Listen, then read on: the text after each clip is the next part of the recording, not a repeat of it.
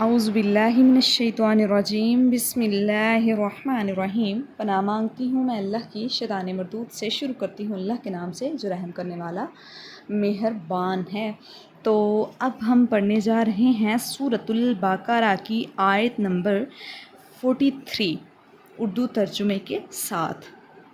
وَأَقِیمُوا الصَّلَاةَ اور قائم کرو نماز کو، اور اقیم الصلاۃ قائم کرو نماز کو، وآتوا الزکوٰۃ اور دو تم زکوٰۃ، ورکعوا اور رکوع کرو، مع الراکعین رکوع کرنے والوں کے ساتھ۔ وَأَقِیمُوا الصَّلَاةَ وَآتُوا الزَّکوٰۃ وَارْکَعُوا مَعَ الراکعین نماز ادا کرو، زکوٰۃ دو اور خدا کے حضور جھکنے والوں کے ساتھ تم بھی جھکا کرو۔ وَأَقِیمُوا الصَّلَاةَ وَآتُوا الزَّکوٰۃ وَارْکَعُوا مَعَ الراکعین نماز قائم کرو، زکوٰۃ ادا کرو، خدا کے حضور جھکنے والوں کے ساتھ جھکا کرو۔ وَأَقِیمُوا الصَّلَاةَ اور قائم کرو نماز، وَآتُوا الزَّکوٰۃ اور ادا کرو زکوٰۃ، وَارْکَعُوا رکوع کرو، مع الراکعین رکوع کرنے والوں کے ساتھ۔ اب اللہ تبارک و تعالیٰ اس آیت مبارکہ میں ہمیں نماز کے قائم کرنے کا حکم دے رہے ہیں، اور دوسرا حکم ہے زکوٰۃ کے ادا کرنے کا۔ وَارْکَعُوا مَعَ الراکعین، اور ایک بات یہاں نماز کا حکم اللہ نے دے دیا، زکوٰۃ کا حکم بھی دے دیا، پھر ساتھ وَارْکَعُوا مَعَ الراکعین کے الفاظ اللہ نے کیوں استعمال کیے؟ ظاہر سی بات ہے، جب انسان نماز ادا کرے گا تو نماز میں رکوع و سجود تو وہ کرے گا، لیکن حاصل اللہ نے وَارْکَعُوا مَعَ الراکعین کے الفاظ بھی یہاں پر استعمال کیے۔ تو اس کی وجہ یہ تھی کہ امت محمدیہ کے لیے یہ خاص انعام ہے کہ ان کی نماز میں اللہ نے رکوع بھی رکھا۔ یہود کی نماز میں رکوع نہیں تھا، اور رکوع صرف اور صرف اللہ کی ذات کے لیے خاص ہے۔ سجدہ تو انسان فل جھک کر، یعنی اپنے گھٹنے ٹیک کر سجدہ کرتا ہے، اور رکوع تھوڑا سا جھک کر، یعنی سجدے سے کم جھکنا ہے۔ تو اس میں ایک خاص بات یہ ہے کہ رکوع بھی اللہ کی ذات کے ساتھ خاص ہے، اور کسی شخص کے لیے یہ جائز نہیں کہ وہ اپنے پیر و مرشد کو جھک کر، یعنی جس طرح رکوع میں جھکا جاتا ہے اس طرح تعظیماً تعظیماً اس کے سامنے کھڑا ہو جائے۔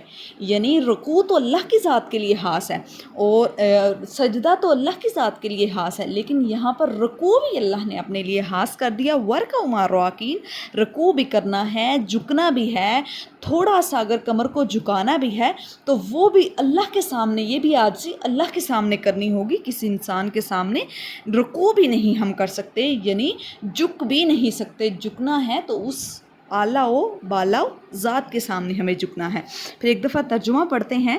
وَأَقِیمُوا الصَّلَاةَ قائم کرو نماز کو، وَآتُوا الزَّکوٰۃ ادا کرو زکوٰۃ کو، وَارْکَعُوا اور رکوع کرو، مع الراکعین رکوع کرنے والوں کے ساتھ۔ اب ہم یہاں پر ایک حدیث ڈسکس کر لیتے ہیں۔ نبی اکرم صلی اللہ علیہ وآلہ وسلم نے فرمایا، بنی الاسلام علی خمس شہادۃ اللہ الہ الا اللہ ان محمد رسول اللہ، اقام الصلاۃ وایتاء الزکوٰۃ وحج البیت وصوم رمضان۔ نبی اکرم صلی اللہ علیہ وآلہ وسلم نے فرمایا، بنی الاسلام اسلام کی بنیاد علی خمس شہادہ 5 چیزوں پر رکھی گئی ہے۔ بنی الاسلام علی خمس شہادہ 5 چیزوں پر رکھی گئی ہے۔ سب سے پہلی چیز کیا ہے؟ شہادت اللہ الہ الا اللہ ان محمد رسول اللہ۔ سب سے پہلی شہادت، سب سے پہلا ستون جو ہے، یعنی اسلام کی بنیاد 5 ستونوں پر رکھی گئی ہے۔ اسلام کی عمارت 5 ستونوں پر کھڑی ہے۔ سب سے پہلا جو ہے ستون وہ یہ ہے کلمہ طیبہ۔ بنی الاسلام علی خمس شہادۃ اللہ الہ الا اللہ، گواہی دینا کہ اللہ کے علاوہ کوئی بھی معبود نہیں، ان محمد رسول اللہ، اور محمد رسول اللہ صلی اللہ علیہ وسلم آپ کے رسول ہیں، یعنی اللہ کے رسول ہیں۔ شہادت اللہ الہ الا اللہ ان محمد رسول اللہ، اقام الصلاۃ، اب دوسری چیز آتی ہے نماز کو قائم کرنا، وایتاء الزکوٰۃ اور زکوٰۃ کو ادا کرنا، وحج البیت بیت اللہ کا حج کرنا، وصوم رمضان اور رمضان کے روزے رکھنا۔